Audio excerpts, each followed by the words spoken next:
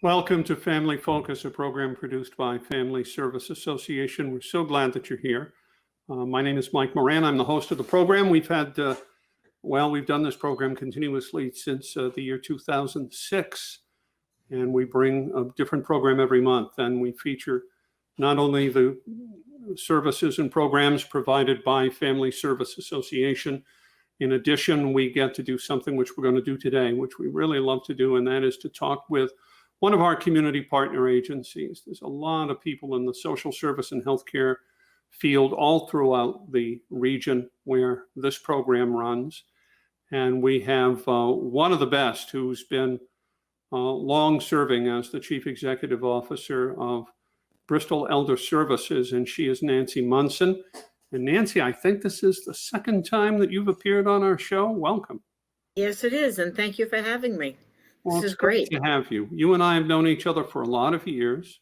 I know. And we've seen the service environment change significantly over that time. And I think a lot of people may know, and we're on many stations throughout Bristol County, and including obviously the service area of BES or Bristol.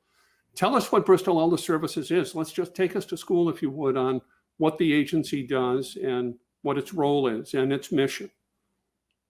Well, the short 25 words or less version is that we are designated by the Commonwealth of Massachusetts as the focal point for aging services in the areas of Greater Attleboro, Greater Fall River, and Greater Taunton. So our mission is really to provide the services and the supports that help older adults remain in their community and in their homes as long as they can. That is such an important mission. And I know that what people may not realize, and I love it if you could speak to this, there is the benefits are multi-layered when you do exactly what you just described, helping people to remain community-based, have community-based living, stay at home in as healthy and for as healthy a condition and for as long as possible, because that keeps people connected to the things that they're most familiar with and has a tremendous benefit for them in terms of their physical and mental health, as opposed to, and we need these facilities, long-term care facilities and other kinds of institutional care. That philosophy is just so great and would seem to me to be a key to the success of Bristol Elder Services and the programs that you provide. Well, you said it pretty eloquently, and we're lucky that we live we live in a state like Massachusetts, which has a philosophy known as community first. So as you said, we never deny that there's a place for nursing facilities, because at some point people cannot remain in the community. Some people independently, but what Massachusetts does is it provides what not many other states do, and that's a program funded by the Commonwealth as well. We also get federal funding, but the one we're usually talking about is the one funded by the Commonwealth right in the governor's budget that allows us to go out into community and have our case managers and our nurses find out what people really need. What is it that family's doing for them? What can they do for themselves? And then we try to take up what's missing that they need to stay in the homes. So we have many, many contracts with different organizations that provide those services, from anything from housework, laundry, and shopping. Meals on Wheels is something most people know, right down to supportive daycare, adult day health, places that keep people in the community all day long, but provide them some extra supports. Yeah, that's so important. And I think it's incredible the way that Bristol Elder Services works with local providers, such as my agency, Family Service Association, in a variety of ways. And you mentioned some of the programs. When you say adult day health, I light up, because our agency is lucky to operate 3 adult day health programs, 2 in Fall River and one in Rainham. And we featured those programs on our Family Focus show because they are incredible. It's a day program for elders and disabled adults to go to. They participate in activities, and they get meals and snacks. It provides a tremendous amount of respite for families who are either working or have very busy lives and don't maybe have the time to provide the level of oversight of their elder or disabled family member as much as they would like to. And it's very interesting. And I know you visited them too. You visited ours, Nancy. That's right. And well, we're neighbors at Father Deval Boulevard. That's So that's true. That's an easy That's one. true. We have our Cornerstone Adult Day Health Program right literally next door. Of course, the next door isn't like this house and this house. It's this renovated mill complex and this renovated mill complex. But yeah, there we are in the Brayton Avenue, Eastern Avenue neighborhood together. And it's very deceptive because when you walk in there, you see people having fun and they're playing games and they're doing activities, or an entertainer comes in and they're, and everybody's doing a sing-along. But what you don't see is the activity staff and the nurse on staff is very carefully monitoring their cognitive ability, their range of motion, their overall health. They take their vitals. They do all kinds of things that it's really a medically based program, and it gives the appearance of just being a fun place to be. And I think that's a great example of keeping people community based and helping to maintain and improve their independence and their good health.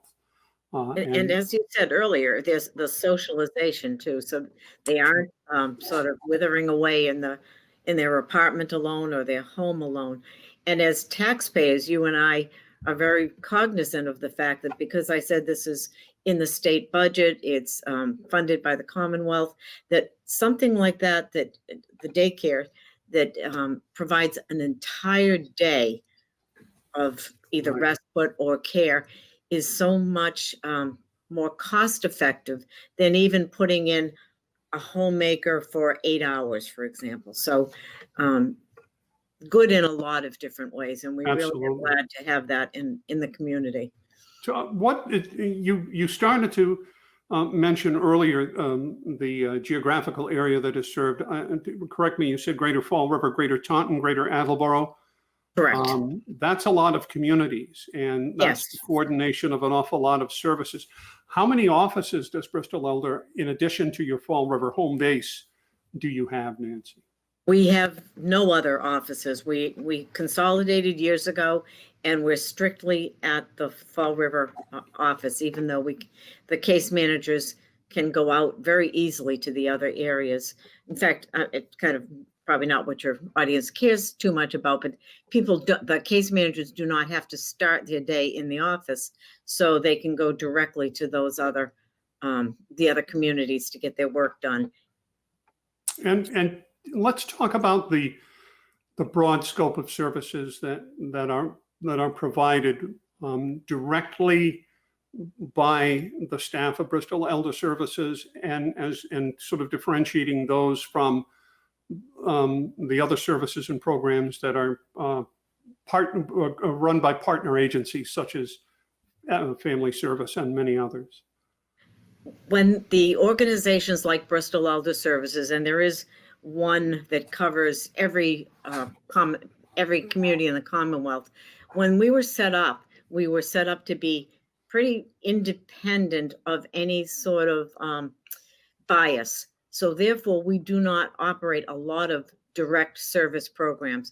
We need to get a waiver from the Executive Office of Elder Affairs up in Boston to do anything directly. But what we do offer directly is the Meals on Wheels program that most people know about. We offer some evidence-based programming, and that's kind of a mouthful, but what it really means is that studies have been done that there are certain programs that have evidence of improving the lives of anybody, any age. And so we offer things like, one of them is Matter of Balance, and that teaches people in a multi-week session to learn how not to fall, But if you are going to fall, some of the best ways to protect yourself if you're going to fall. And let's see, what else do we offer directly? Some of the ancillary things might be grant related that we offer. Don't get me started now on the very favorite Age and Dementia Friendly Coalition, because we can talk about that later. Oh, yes, we will.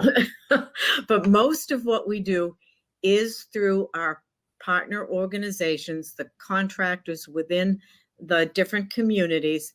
What we do is our nurses and case managers go out, as I said earlier, and they assess, they meet with the person and they talk about just about everything except the person's shoe size. So they ask them, how do you make your meals? Who helps you do the grocery shopping? And we fill in what they aren't doing themselves. We do not provide those services directly. As you mentioned with the adult day health, we contract with different organizations. When we have people do their laundry, we have laundry services as well as homemakers who go in to do the laundry. We have grocery shopping services. There are medication dispensers. Places can actually fill a dispenser with a week's worth of medications for folks, and then they get delivered right to the person's home. When I start talking about services, I know I'll forget some because there are just so many that we do. Most people think about personal care, laundry, shopping, and housework as kind of the basic core things that we do. But we also provide, one of our most needed things is we provide information and referral. Right. So that anybody, it doesn't have to be a doctor who calls for these services. Anybody can call Bristol Elder Services or go on the website and find us to make a referral. And then someone will talk to them about what they need, what they think they need, which might be different from what they actually need. And then a case manager goes out to assess them. Yeah, as you're speaking, Nancy, all I can envision is some family who says that their elderly relative is reaching the point where they really need some services in their home or apartment. And there used to be fewer choices many years ago, perhaps when you and I were starting out in this field.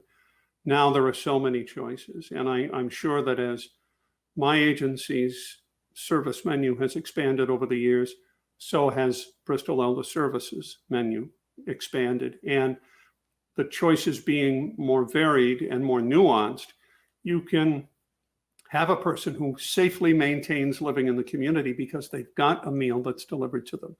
They've got some human contact with someone to sort of check on how they're doing, whether it's personal care, laundry, the errands. Well, I can't get up and down this, my house is empty now because all my kids are grown and maybe I'm living alone. And I feel anxious about going down to the washer and dryer in the basement floor. And if only somebody could provide that for me, then I could be safer at home and remain at home for a longer period of time. Is that kind of in the thinking of how these services are devised? Absolutely. And as I think back, when I first started as a case manager, or actually I started answering the phones. And in those days we had laundry, shopping, housework, Meals on Wheels. So in those days, if someone said, I need a bath, we would in those days refer them to what we call the Visiting Nurse Association. So all of those things in our toolbox have really expanded through the years. Not only do we do personal care, but we can have two health aides going in if a person is a heavy assist. We can do the medication management. We can authorize respiratory therapy, all of those different things that certainly didn't exist way back in the day when we started. And that's so incredibly important. As you're speaking, it reminds me of back in my talk radio days, speaking with a regular caller who was an elderly woman. And she said, I said, you sound kind of down today. And she was a fairly regular caller. She said, I really need some help at home. And she said, I'm almost too embarrassed to tell you what I really need. And I said, well, you're among friends, even though we were on the radio broadcasting. And she said, I need somebody to help me cut my nails, my toenails. She said, they've grown too long. I can't do it myself. My shoes aren't fitting. I'm walking very unsteadily. Well, we helped her get connected to someone that would immediately that day, I think within the hour, provide that service. And it might seem like a small thing, but when you consider that the implications were, if this had gone neglected even further, how much more isolated might this woman have been? Maybe she stopped her daily shopping trips in the neighborhood or visiting with friends and so forth because she just didn't feel safe. And or even worse, perhaps had an infection because of exactly what was going on, and that could lead to hospitalization and then in turn some sort of institution. And you mentioned it earlier, the costs that are associated with neglecting small problems. It's like anything with your health and well-being. The cost savings that you can realize is so much greater when you provide these interventions with people early on. Nancy, we're going to talk about that favorite subject of yours and mine when we come back after a break. Nancy Munson is our guest. She is the Chief Executive Officer of Bristol Elder Services, one of the incredible agencies in our community that helps people every single day. We're going to take a short time out for a message, and then we'll come back with more Family Focus. Please stay tuned. Hey everybody, Massachusetts Governor Charlie Baker here. Very simple message. The one thing we know about COVID is it gets passed from person to person, usually through your nose and your mouth. Wearing a mask is the best way to protect yourself and to protect other people who you love, your neighbors, your friends, your family, from COVID-19. It is the best way to stop the spread, and we all need to take advantage of it. So wear a mask. I do. Welcome back to Family Focus, a program produced by Family Service Association.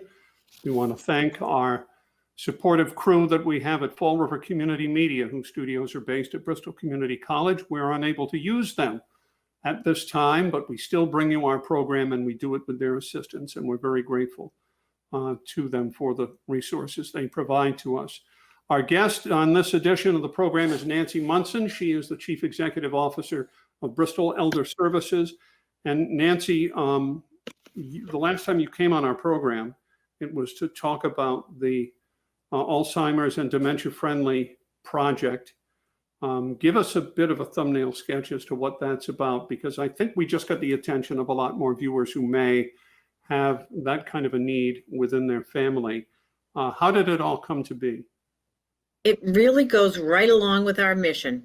As you and I both said earlier, we are trying to keep people at home as long as they can. And one of the challenges to their independence is the onset of dementia or Alzheimer's disease.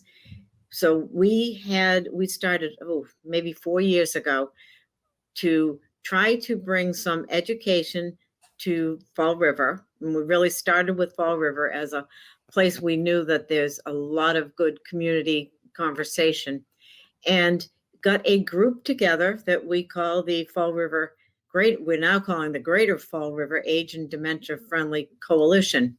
This is a group of people from all types of organizations, including Family Service and Bristol and probably about 40 other community agencies. So what this group does is get together, and we first came up with a curriculum that we could bring out to businesses with a simple 1-hour training. The business learns some tips and some for talking to people that have Alzheimer's and dementia. First of all, how to recognize signs of Alzheimer's and dementia. And then the most important part of the training is to have someone who has lived through the experience, normally as a caregiver of a person with some sort of dementia. At the end of that, we have the organization gets a little window cling that really shows the community that this is a place that they can go if they're experiencing any sort of dementia or if their family member is, and they can get the kind of treatment that they know that they need to do any kind of transaction.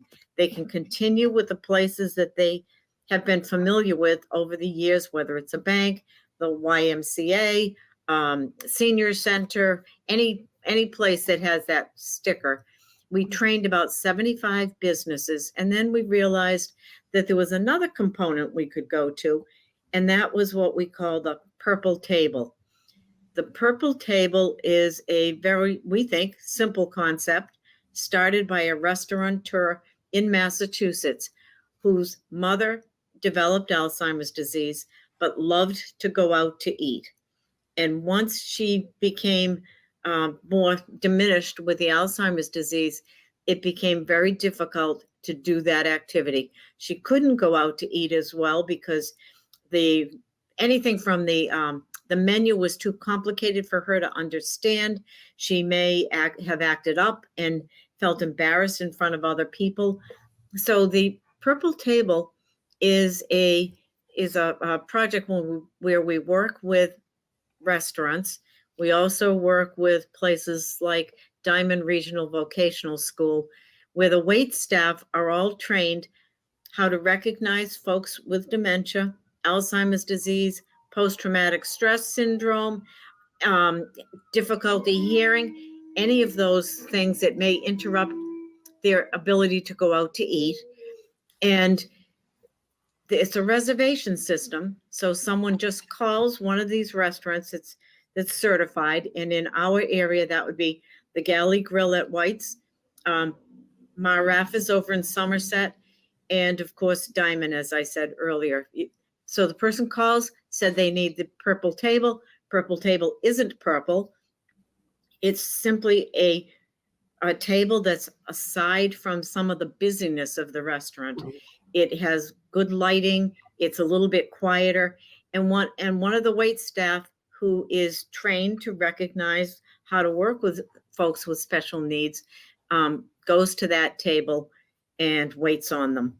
Boy, that is an extraordinary thing, and it seems perhaps on the surface to be such a simple matter. Right. But think of the difference in the example that you cited of someone who finds themselves in that circumstances, no longer able to enjoy one of the things that really keeps them motivated, really Right. gives them something to look forward to. And for their family members who talk about, their world getting smaller and smaller and smaller, they can still go out to eat. What a solution. And the restaurant benefits because they may be serving customers that they might otherwise lose. It sounds like an everybody wins situation. Yeah. Nancy, it's just extraordinary to think of the implications of that. And I know that one of the, as an agency that deals quite significantly with the mental health of people, my ears kind of get focused when you talk about, and I know that you and I have had other discussions about depression in elders and linking elders to services that will assist with the treatment and recognition of and treatment of depression. Think about it. Elders may be isolated. They may be living alone. When you reach a certain age, you've experienced a great degree of loss. Maybe you're alone and you once lived for 50 years with a spouse. Your children are grown and maybe living out of state. The circumstance, you're worried about your own health, and certainly in the COVID era, Right. Even more so, can signal the onset of depression in lots of folks, but in particular in elders. How is Bristol Elder Service working with its partners to address that issue? So I think, some of the ways we do, we actually contract with different organizations in the area for behavioral health services. But I think that one of the things that we're doing that pretty much anybody can take advantage of is that we have a United Way grant right now to work to add a behavioral health anti-stigma campaign, kind of big words again, to what we're doing with the dementia friendly and the age friendly. So we have a 3-tiered project. We are working on some flyers that we are trying to get out into the community where we can show a local resource that people can go to if they have depression.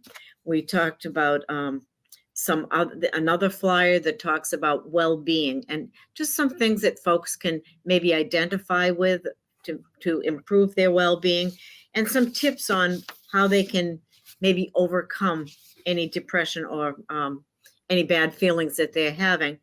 Things like joining, getting involved, or helping other people, things that in your your cognitive piece, but you don't always think about because you get busy, and then you're not so busy and you're sitting back saying, what can I do? So we've actually found that part about getting these flyers done very effective. We're also going to be doing a conference that will address behavioral health issues in older adults. And then we'll have another component that allows, we're focusing on our partners, but also with clergy, to do an online certificate program that deals with different facets of behavioral health in older adults.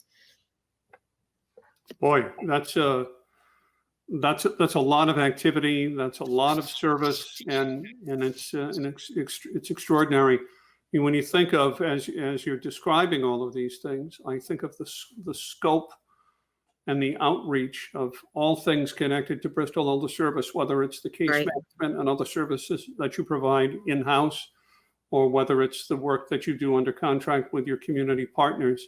And I know you well enough to know that you're one of those executives that sort of does the spreadsheets and the paperwork and the policy and all of that, but you see my table with the spreadsheets all over it.